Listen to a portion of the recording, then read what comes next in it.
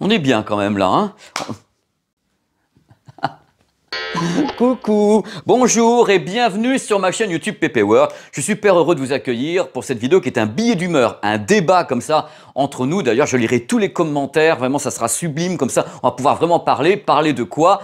Parler d'Avatar, entre autres, et parler de la 3D. Alors pourquoi j'ai décidé de faire cette vidéo qui est presque un live? Vous allez voir, il n'y aura pas beaucoup de montage, des trucs comme ça, mais vraiment, je vais vous dire ce que je pense et hop, on pourra justement converser ensemble. C'est que la semaine dernière, j'ai eu la chance d'aller voir Avatar, la voix de l'eau, donc en Dolby Cinéma, au Pâté Beaugrenelle ici à Paris. Je me suis dit, bon, il faut que j'en parle, il faut que je parle d'abord de l'expérience que j'ai eue sur ce film qu'on annonce comme le plus réussi techniquement, le plus génial, le plus ci, le plus ça, on va en parler justement, mais en même temps, il faut parler de l'effet Avatar, donc le premier en 2009, sur l'industrie et parler de la 3D, puisque c'est la 3D qui est la thématique de cette vidéo. Alors je vais vous faire un petit peu, j'ai pris des notes, je me dis, ok, du live, mais quand même préparation, messieurs, dames. Donc on va faire un petit peu l'historique de la 3D, vous allez voir que c'est pas d'hier, parce que la 3D elle date de 1930, à peu près ma date de naissance. Donc ça date, la 3D date vraiment, et tout ce qui s'est passé derrière, le nombre de fois on a essayé de vous l'infuser et ça n'a pas marché, et ça a continué. Je vais parler en même temps de cet énorme fiasco de l'industrie qui fait qu'en 2017, les téléviseurs 3D, quick, c'est terminé. Donc il y a vraiment un cheminement autour de tout ça qu'on va justement autopsier. Parce que là, vraiment, il n'y a pas d'autre mot. Donc d'abord, la 3D. La 3D, c'est pas nouveau, ça fait un moment que le cinéma pense à de la 3D. Si vous vous souvenez un petit peu après de ce qui s'est passé avec la 3D, c'était tout simple, c'était les lunettes qu'on appelle anaglyphes. Alors ces lunettes absolument abominables, en carton, avec deux couleurs, c'était atroce, et ça permettait de voir Piranha 25 avec des effets super cheap. Alors bien sûr, ces lunettes anaglyphes, c'était quand même quelque part un petit gadget, quelque chose de gimmick, l'image n'était pas très belle, on voyait un petit peu les deux couleurs et autres, mais les gens étaient contents, ils avaient un petit moment différent au cinéma. Ça, c'était vraiment les débuts, entre guillemets, version grand public grandiose, de la 3D dans les salles de ciné. Alors, entre-temps, Hollywood a continué à réfléchir en disant, mais la 3D, quelque part, on a deux yeux, c'est de la stéroscopie, est-ce qu'on peut pas utiliser la 3D pour travailler autour, faire un scénario qui l'exploite vachement bien, qui permet de mieux travailler? C'est là où la 3D a pris, quelque part, un peu ses aises avec des films un peu plus construits autour, justement, de la sensation de relief. Mais à Hollywood, il y a un monsieur.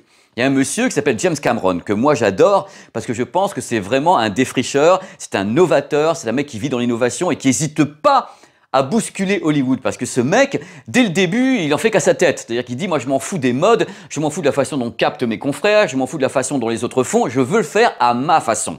Et c'est là justement qu'on trouve les prémices d'Avatar avec Abyss.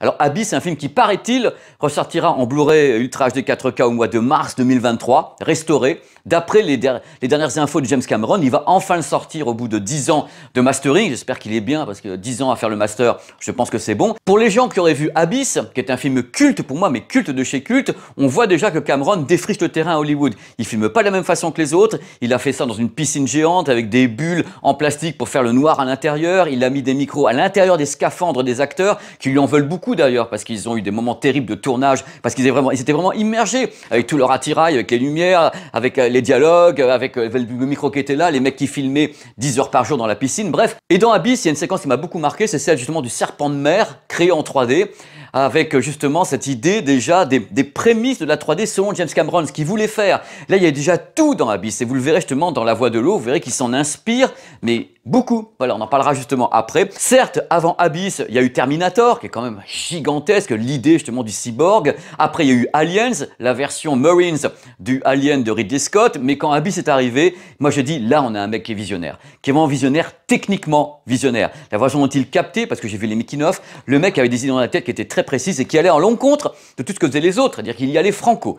Quitte à se mettre les techniciens sur le dos ou les acteurs qui n'en pouvaient plus et qui lui en veulent d'ailleurs, toujours depuis ce jour-là, des conditions de tournage d'Abyss. Si vous vous souvenez bien, dans Abyss, il y avait déjà cette notion d'écologie. Il y avait cette notion justement du rapport entre l'homme et la nature, l'homme et la mer. Et c'est vraiment pour moi le point de départ de toutes les idées de James Cameron. Connaissant la philosophie de James Cameron et son envie justement d'être un perfectionniste, un défricheur, ça m'a pas du tout étonné quand il a annoncé travailler sur la 3D de façon très différente du reste d'Hollywood. Parce qu'en effet, la 3D pour lui, c'est quelque chose qui doit être sublimé. Et pour cela, il a commencé à travailler sur ses propres systèmes de captation, donc sa propre caméra, qu'on appelle la Fusion, qu'il a créée avec quelqu'un d'autre. Donc il a créé la caméra Fusion pour avoir la meilleure stéréoscopie possible. Et surtout, il a créé une version améliorée du motion capture. Vous savez, quand vous avez un acteur qui est justement avec une combinaison des capteurs, cette façon de faire passer de la 2D vers la 3D. Lui, il a créé, vous voyez actuellement à l'écran, une manette avec un retour image. Ça fait qu'il peut filmer les acteurs en live, en temps réel, et les voir directement, si je peux dire, incrustés à l'intérieur de l'univers 3D qui est créé. Sa façon de travailler dans Avatar, c'est ça. Et c'est ça qui a révolutionné la 3D. C'est d'abord les caméras, donc les Fusion Pace, parce que c'était Monsieur Pace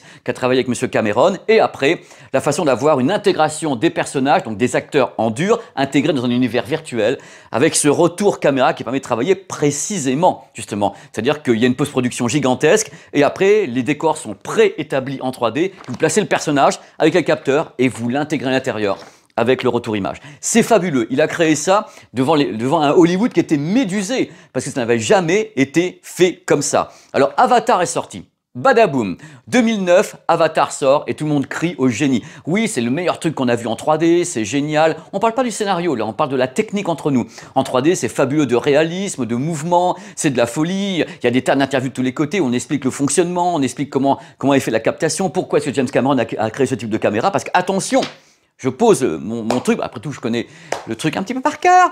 Le truc c'est que James Cameron est à la fois un novateur, innovateur, un perfectionniste, mais il n'hésite pas à griffer un petit peu justement ses confrères, ses collègues, le tout Hollywood. James Cameron a dit, bah moi de toute façon j'ai créé mon propre système de captation, mes caméras, les Fusion Pace, ma façon de faire le tournage, ma post-production pour avoir un rendu qui n'a rien à voir avec celui de mes collègues ou mes confrères. Parce qu'il a dit, la 3D, ça peut pas se faire n'importe comment. C'est-à-dire qu'il peut y avoir des problèmes de profondeur, un problème de sensation de cartes postales qui sont comme ça, mises les unes à côté des autres. Moi, je voulais pas ça. Il voulait aller beaucoup plus loin, il voulait aller vers le réalisme le plus suprême. Et il n'a pas hésité justement à égratigner tout Hollywood, les gens qui voulaient en faire, vous savez pas en faire, il y a que, entre guillemets, moi je maîtrise parce que j'ai créé mon propre système. Donc quand Avatar est sorti, il en a profité pour taper dans la fourmilière et dit, voilà, ça c'est de la 3D. Ça, c'est ce que j'ai fait. Regardez comment c'est intégré, regardez les textures, regardez la profondeur d'image, regardez la colorimétrie, ça c'est mon travail. Et justement, Avatar en 2009 a lancé l'idée absolument folle, qui était presque abandonnée, que la 3D était viable, qu'elle pouvait non seulement émerveiller, mais qu'elle pouvait en plus faire gagner de l'argent. De ce fait, qu'est-ce qui s'est passé? Je vous le donne en mille. L'industrie, qui c'est l'industrie? Les fabricants de téléviseurs se sont dit, mais il y a de la 3D, mais elle revient la 3D. Oh là là là là là là. Donc la 3D est de retour, donc c'est une véritable merveille. Donc qu'est-ce qu'il faut faire? C'est qu'il faut pondre au plus vite, erreur, au plus vite des téléviseurs qui acceptent la 3D. À mon sens, les fabricants de téléviseurs ont fait exactement ce qu'il ne fallait pas faire. Ils se sont rués, ils ont été trop vite. Pourquoi? Parce que le marché des téléviseurs à l'époque c'était déjà, vous savez, on sortait des téléviseurs qui étaient HD ready, des machins, on savait pas trop où on allait, donc les ventes étaient oh le K1, K1, en haut et en bas, oh là, au secours, je trempe des genoux. Donc ils se sont dit oh là là, mon Dieu, oh là là là là, la 3D arrive, la 3D arrive, Cameron nous a réinventé la 3D, il l'a remise au goût du jour avec quelque chose d'absolument incroyable, donc les gens veulent de la 3D, ils sont allés au cinéma, donc ça veut dire qu'ils en veulent.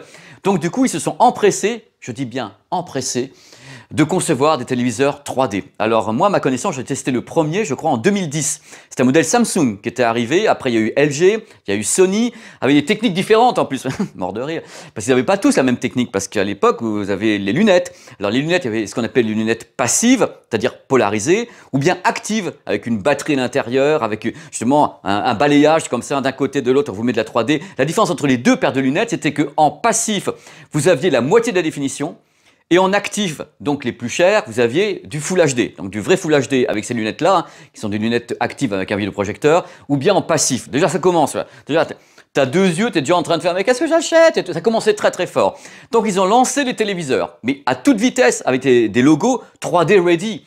Les gens étaient encore sur l'idée d'Avatar. Oh, Avatar, c'était tellement bien au cinéma, j'en peux plus, c'était beau et tout. Le problème, vous allez vous marrer. Parce qu'il y a ça qui est important quand même, c'est que tous ces téléviseurs qui ont débarqué en 2010, 2011, avec toutes les marques qui mettaient de la 3D partout, achetaient les lunettes, les machins, les trucs, ils avaient été conçus pourquoi ces téléviseurs? À cause du succès d'un film, Avatar. C'est-à-dire que Avatar a créé le marché des téléviseurs 3D. Il n'y a pas d'autre mot, il faut pas se mentir. C'est Avatar qui a créé ce marché. Et le plus fort, c'est pas ça. J'espère que vous êtes bien assis, parce que les téléviseurs sont sortis. Mais le film Avatar n'est pas sorti en Blu-ray. Il a fallu attendre 3 ans pour qu'il sorte en Blu-ray. Pourquoi? Eh ben, je crois que vous n'auriez jamais deviné. Parce qu'il y avait un deal entre la Fox, qui avait donc Avatar, et Panasonic Technics. Vous savez, Panasonic, les téléviseurs, Technics et tout. Parce qu'il y en avait un deal entre les deux. Quand on a acheté un téléviseur Panasonic Viera compatible 3D, on avait le Blu-ray d'Avatar dans le carton. Et c'est resté en exclusivité pendant 3 ans. Il a fallu 3 ans pour que Avatar sorte en Blu-ray disque pour tout le monde. Vous vous rendez compte? Une industrie a créé des dizaines de modèles de téléviseurs pour un film. Donc Avatar, qui n'est sorti en Blu-ray pour tout le monde que quelques années après. Mais moi j'étais là, j'étais en train de me taper la tête contre les murs. Hi, I'm Jim Cameron. As you probably know, Avatar has been an immense labor of love for me.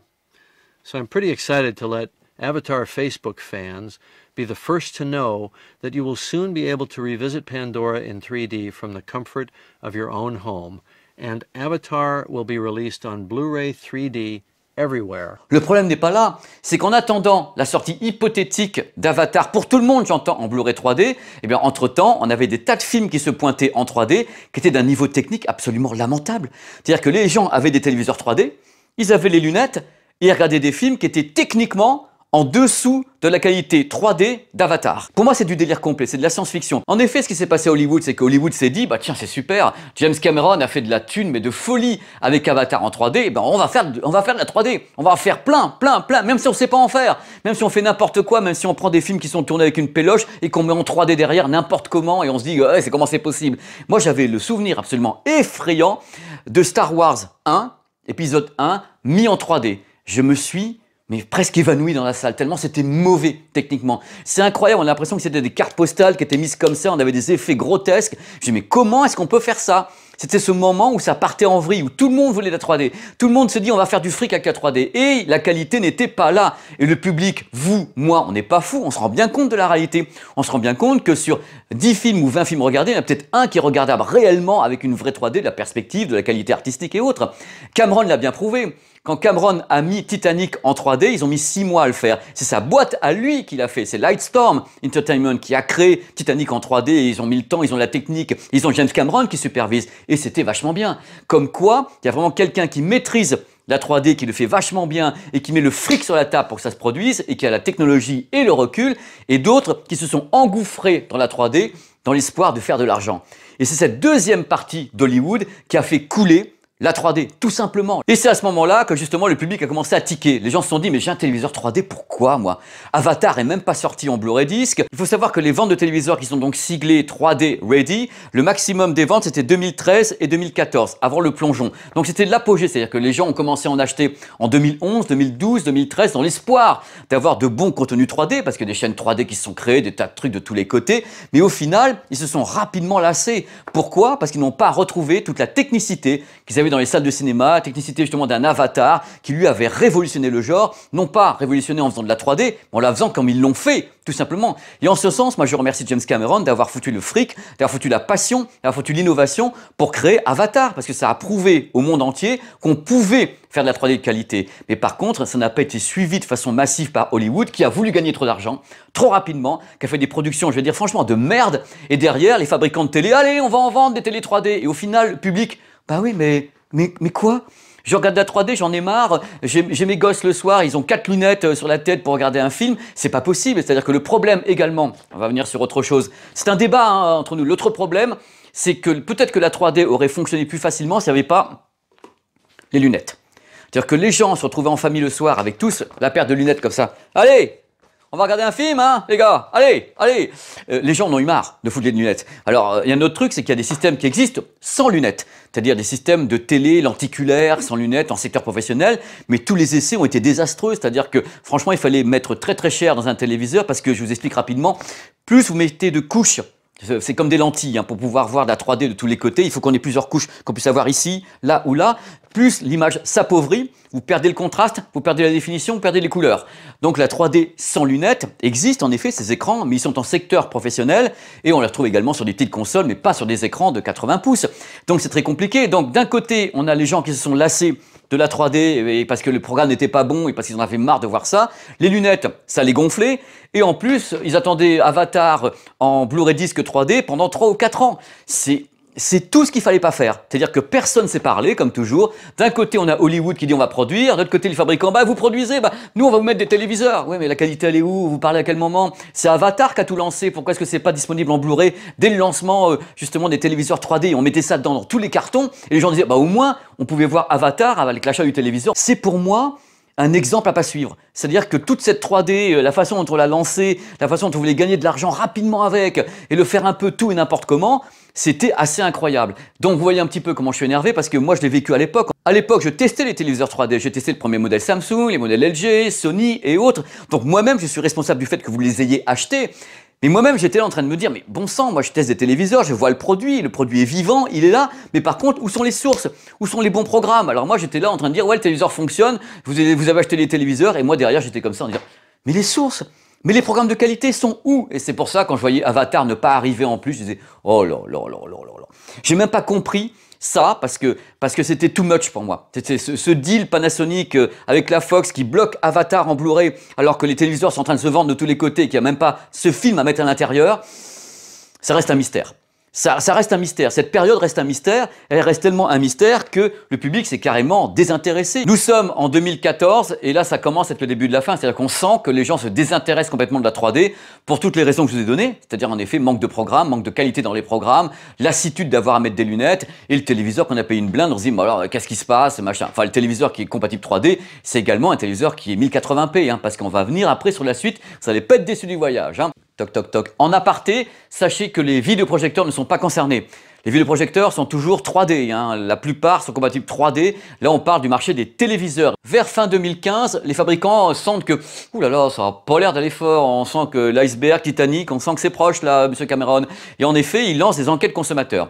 Et le retour des enquêtes consommateurs, c'est catastrophique. C'est-à-dire qu'on apprend que les gens ne veulent plus regarder de 3D parce qu'ils trouvent que l'image, c'est pas ci, c'est pas ça. En plus, ils en ont marre de mettre les lunettes. Et ça commence à être de chute très très sévère des ventes de téléviseurs 3D et de l'intérêt de la 3D, justement, de la part du public. Et en 2017, Samsung annonce la fin de la 3D sur ses téléviseurs. Et comme c'est le plus grand fabricant au monde de téléviseurs, toutes les autres marques arrêtent également la 3D. Donc, en quelque sorte, une fois de plus, c'est un échec. Et en plus, l'échec est cuisant parce que ça fait plusieurs fois qu'on essaye de donner de la 3D aux gens avec les lunettes anaglyphes, les deux couleurs, des lunettes passives, actives, tous les trucs. Bref, à chaque fois, à un moment donné, le public rejette le truc. Et c'est massif, c'est mondial, c'est enquête consommateur, on n'en veut pas, c'est fini. Je m'aperçois que je gueule beaucoup dans ce billet d'humeur, parce que c'est la passion qui parle. Croyez pas que je vous gueule dessus, c'est pas ça, mais moi je suis très très latin, moi je gueule tout le temps. Les mecs doivent se dire, mais il est énervé. Non, je suis même pas énervé, c'est les tripes, c'est viscéral. J'aime le cinéma, j'aime la technologie, donc viscéralement parlant, j'ai envie d'hurler ce truc-là parce que c'est important. Entre-temps, il faut que je vous parle d'un truc important. Je parle des téléviseurs. Les téléviseurs qui sont 3D étaient des téléviseurs qui étaient Full HD, donc 1080p. Et pendant que ces téléviseurs arrivaient, il y a également autre chose qui allait se pointer. Les téléviseurs à la définition Ultra HD 4K, qui étaient donc des modèles plus performants avec plus de pixels, plus de définition, tout ça. Donc ces modèles se sont pointés. Accrochez-vous, il va y avoir de la houle là. Le truc le plus cocasse n'est pas là. Figurez-vous que dans le cahier des charges des téléviseurs en définition 4K, la 3D n'est pas dedans. C'est pas dedans. Pour des raisons techniques, nota bene, les ports HDMI à l'époque, les débits, tous ces trucs-là. Donc ça fait qu'il n'y a pas de 3D en 4K. La preuve, je vais vous le dire tout de suite, la preuve. Tous les Blu-ray disques que vous pouvez... Oh, c'est pas celui-là, je vous les prends. Ah non, mais je le fais en direct. Tous les Blu-ray disques que vous pouvez acheter qui sont 3D, donc qui sont mis en 3D, ça n'a pas été tourné en 3D, ça a été mis en 3D, donc 2D vers 3D. Tous ces Blu-ray disques sont pas 4K, ils sont Full HD, il n'y a pas de Blu-ray disque 3D 4K, il n'y en a pas. Alors du coup, le problème est d'autant plus cuisant, parce qu'à un moment donné, les fabricants, pas fous les gars, ils se sont dit, la 3D, c'est la fin quoi, mais par contre, ce qu'il faut maintenant, c'est la définition. Donc, ils ont commencé à essayer de fourguer très rapidement les téléviseurs Ultra HD 4K pour faire presque oublier qu'ils avaient vendu des dizaines de millions de téléviseurs qui sont 3D et qui sont carrément, non pas obsolètes, mais presque, puisque eux, la plupart ne sont pas 4K. Donc, vous voyez un petit peu le truc. Par contre, je l'ai dit tout à l'heure, les vidéoprojecteurs sont compatibles 3D. Moi, j'ai ici un Epson 9400. Et il peut faire de la 3D, les lunettes actives et autres, même des petits modèles de vidéoprojecteurs peuvent être en effet 3D. Par contre, Si un vidéoprojecteur affiche de la 3D, ce n'est pas du 4K, hein, c'est donc de la 3D qui est du 1080p. Il n'y a pas, dans le grand public, un projecteur qui affiche de la 3D en 4K. Ça, c'est les salles de cinéma. Il faut vraiment en séparer les deux. Mais le truc qui est important qu'il faut que je dise avant qu'on passe à la suite, c'est que faire ce qu'a fait James Cameron avec Avatar, ou bien Avatar, la voix de l'eau, ça demande un budget pharaonique. C'est du délire complet. Il a dit lui-même dans les interviews, dis-moi ça, mon film, faut qu'il fasse 1 milliard de dollars, là, parce que sinon je m'en sors pas tellement ça m'a coûté de fric. Et en plus, il y a l'Avatar qui est le 2, le 3, le 4, le 5, bon, bref, il est en train de travailler là-dessus, il a fait travailler ses acteurs pendant 18 mois.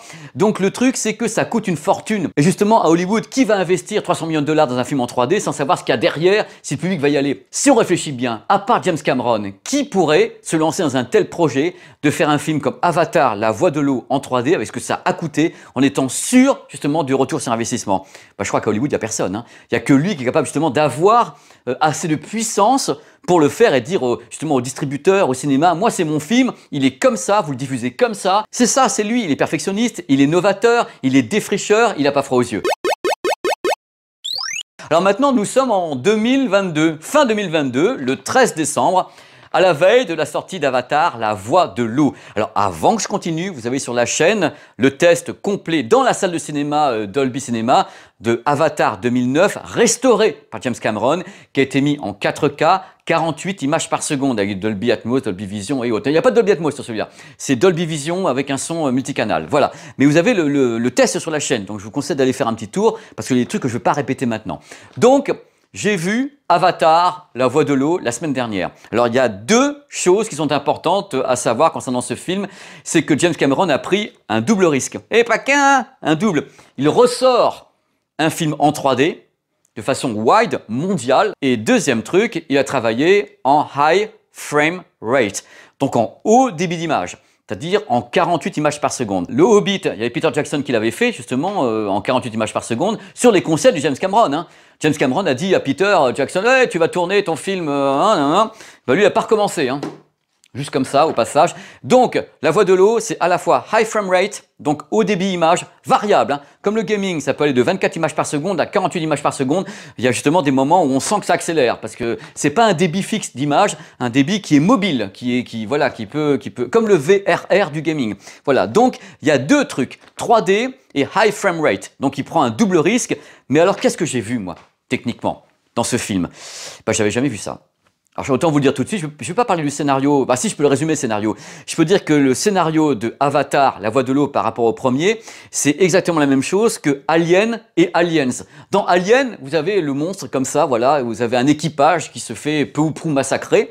Et dans Aliens, vous avez toujours justement ces monstres créés par Giger, mais cette fois-ci, on envoie les Marines. On défouraille. Et ben la différence entre Avatar et Avatar la voix de l'eau, c'est le côté plus guerrier d'Avatar qui donne lieu justement à une exploitation parfaite, je dis bien parfaite, de la 3D, ainsi que du high frame rate. Vous voyez que ça bouge beaucoup, il y a des séquences très très fortes visuellement, et je n'avais jamais vu moi un tel travail sur les peaux, les visages, les ombres, l'éclairage de la 3D, j'avais jamais vu ça. Qu'on soit clair, techniquement, c'est au-dessus du Avatar 2009 qui n'a fait qu'être restauré. On sent qu'il est allé beaucoup plus loin et il y a 2-3 séquences, je vais rien spoiler, où j'étais en train de regarder avec mes petites lunettes, je me suis dit, comment est-ce qu'une chose pareille est possible? Je me suis vraiment dit, comment est-ce qu'il a fait ça? Je sais pas. Il y a des trucs, je sais pas. Je pleurais devant le côté technique, je me suis dit, mais c'est tellement beau, tellement réaliste. On n'a plus le côté syncopé qu'on pouvait avoir sur les premières motion capture. On savait que c'était pas les acteurs, que c'était quelque chose qui était un avatar, quoi. Mais là, vous avez une telle fluidité, justement, des mouvements des lèvres, la fluidité complète de tous les corps. Et justement, l'aspect de l'eau qui est sidérant. C'est la piscine municipale. Quand tu appuies dedans, tu dis, c'est pas possible. Comment est-ce qu'il a créé ça? Il n'y a pas un côté, justement, où l'eau est syncopée ou des trucs comme ça. Parce que le mouvement de l'eau, c'est très compliqué à faire. Il peut être saccadé ou autre. Mais là, c'est d'une fluidité absolument incroyable. Tout est incroyable. C'est la colorimétrie, la profondeur d'image, la rapidité. Il y a des saccades encore. Je vous explique un peu, il y a des saccades sur les fonds qui sont blancs. C'est-à-dire quand vous avez la création de l'image qui se fait avec du blanc derrière, comme avec des téléviseurs, c'est le moment où il y a le plus de saccades possible, on sent que ça démarre. Il y a eu 4-5 effets de saccade sur 3h10. Hein. 4-5 effets, je dis, oh là! Alors je ne sais pas si c'était la salle ou c'était le réglage du projecteur, j'en sais rien du tout. Je l'ai vu donc en Dolby Cinema au Pathé Beaugrenelle. Mais il y a eu 2-3 effets de saccade encore, mais globalement, C'est tellement beau, la colorimétrie est parfaite et surtout la profondeur de champ. Vous allez vachement loin dans l'image, vous avez une sensation de réalisme qui est immédiate et surtout vous oubliez que ce sont des avatars. Vous avez l'impression de voir les acteurs. Et James Cameron a dit en effet, ce film n'est rien sans les acteurs qui ont bossé 18 mois parce que c'est eux qui avaient les combinaisons, les machins, les trucs avec les capteurs, c'est eux qui sont dans motion capture et en effet, on voit l'acteur. C'est du délire complet, c'est-à-dire que là, on n'est plus sur quelque chose qui est virtuel, il est réellement virtuel. C'est oufissime, c'est d'une beauté transcendante et j'ai aimé les scènes d'action parce que c'est là qu'on voit le plus justement la technicité autour de la voie de l'eau, dans tout ce qui est dans la forêt, ce qui est dans l'eau surtout. Les séquences aquatiques sont incroyables, le détail de tout le bestiaire, si je puis dire, d'Avatar, c'est dingue. Je pense que c'est techniquement ce que j'ai vu de plus impressionnant au cinéma en 3D, high frame rate, donc en haut débit image. Une fois de plus, James Cameron a été super malin et super novateur. Parce que par rapport aux autres films que j'ai vus, moi, en 48 images par seconde, comme le Hobbit, ou bien les films de Ang Lee en 60 ou 120 images par seconde, c'est un débit fixe. Et ça a tendance à fatiguer un petit peu, c'est-à-dire qu'il y a des moments où oh là là, on a un peu mal au cœur. Lui, il travaille pas comme ça. Donc sur Avatar 2009, ainsi que sur La Voie de l'eau, le débit est variable. Ça fait par moment, vous avez une image à 24 images par seconde, et quand ça commence à bouger, vous montez en 48. Ça fait que vous n'avez pas en permanence ce côté, l'image qui est un peu surréel. Donc il y a vraiment un mélange technique qui fait que c'est parfaitement digeste pour tout le monde. On n'a pas le côté où moi j'étais dans la salle quand j'ai vu le Hobbit en 48 images par seconde, il y a des potes qui m'ont dit oh, le projecteur il tourne plus vite que d'habitude.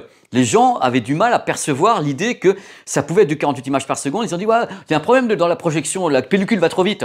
Ah, vous voyez, il y a des trucs quand même qu'il faut savoir, c'est que la perception que vous avez vous, c'est pas forcément celle qu'a tout le monde. Et le public avait massivement, entre guillemets, eu un problème avec 48 images par seconde de ce film, ou bien les films de Ang Lee, aux auxquels le consommateur, c'était pas brillant. Donc quelque part, lui était malin parce qu'il a mis cette technique en route qui permet de faire passer la pilule de high frame rate, parce qu'on peut bouger le débit image comme on veut avec les projecteurs. C'est pas un problème technique. Donc c'est super malin. Alors là, vous vous dites, c'est bien gentil Pépé, tu nous racontes ta vie, tu gueules depuis 1 heure, mais est-ce que je pense qu'Avatar, la voie de l'eau, peut relancer la 3D sur les téléviseurs?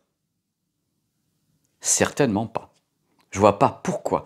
Pour la bonne et simple raison que je ne pense pas que l'industrie refasse la même erreur qu'il y a 10 ans. Je ne pense pas qu'ils se jettent à nouveau sur le fait de créer des téléviseurs qui seraient Ultra HD 4K avec 3D à l'intérieur, d'autant que techniquement, c'est compliqué parce que ça demande vraiment beaucoup de ressources techniques et au niveau des HDMI et autres. Je pense vraiment que Avatar, la voie de l'eau, ainsi que les épisodes qui vont suivre, c'est vraiment la vision de James Cameron de la 3D, ainsi que du haut débit image, variable, hein, de 24 à 48 images par seconde, et que ça n'appartient qu'à lui. C'est-à-dire que lui est capable de faire ça. Lui a la technique pour faire ça. Lui, il sait qu'il peut le faire. Il a la philosophie, la technique, l'innovation, le background pour faire ça. Il fait de la 3D depuis des années. Qui peut le faire à part lui ? Parce que là, le problème, c'est pour ressortir 10 films, je vais être vulgaire, hein, 10 films de merde en 3D derrière, qui n'arriveront pas à la cheville du travail technique de James Cameron, ça va être compliqué. D'ailleurs, James Cameron n'hésite pas quelquefois à brocarder, à envoyer des vannes du côté justement de Marvel en disant regardez votre 3D, regardez vos trucs, regardez les personnages, votre 3D elle est pas bonne. Moi ce que je fais, je mets 5 ans à faire un film, je mets le budget, mais regardez mon résultat. On est sur une autre planète, on a une différence de texture, d'éclairage, on a une différence de colorimétrie. Dans toutes les interviews, James Cameron a dit clairement, moi ça me prend du temps, ça prend 5 ans de ma vie, ça demande 18 mois aux acteurs de faire ça, ça demande un fric monstrueux, c'est de la post-production, c'est un travail non-stop, c'est des centaines de personnes qui bossent dessus. Moi c'est un truc que je peux pas faire tous les ans. Donc quand on voit le niveau justement atteint par Avatar, la voie de l'eau, on n'imagine pas que Hollywood puisse produire des films comme ça tous les 3 mois. C'est absolument impossible. Donc si c'est en effet pour se lancer à faire des téléviseurs qui seraient 3D à nouveau pour un film tous les 2 ans qui serait réussi, je vois pas l'idée. Je vois pas l'idée. J'ai du mal. Je peux me tromper. C'est un biais d'humeur. C'est un débat entre nous. Je sais que parmi vous, il y a beaucoup de gens qui regrettent justement de ne pas avoir de 3D sur les télés. Ils sont avec leur Blu-ray disque. Qu'est-ce que j'en fais et autres. Bon, il y a toujours les vidéoprojecteurs qui sont 3D. Mais il y a des gens qui regrettent. Moi, je regrette également, mais je suis lucide sur le fait que faire de la 3D au cinéma, c'est pas « Ah tiens, je fais de la 3D ». Ah bah oui, non, non, c'est pas ça. Il y a un travail gigantesque de pré-production, de tournage, de production. C'est un circuit qui est gigantesque. Ou alors on tourne en 2D, normal, et on laisse la post-production pendant 3 mois faire la version 3D. Ça va à l'encontre de ce que veut faire James Cameron, qui lui décide de tout faire en 3D pour avoir la meilleure qualité technique. Le problème, il est là, c'est qu'on a à nouveau de la part de James Cameron un film qui est super bien fichu techniquement et qui met sa pâtée aux autres.